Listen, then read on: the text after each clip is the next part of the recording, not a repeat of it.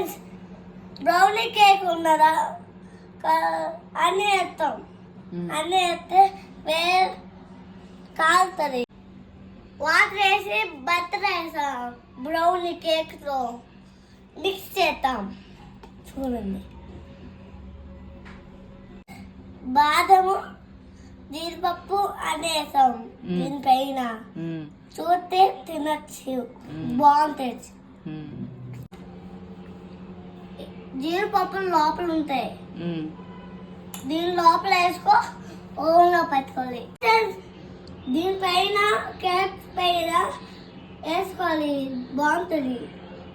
Hi friends, brown అయిపోయింది, కోసాలి.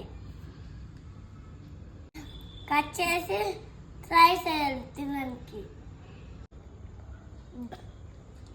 బాగుంది friends, మీ ఇంట్లో ట్రై చేయండి ఇది.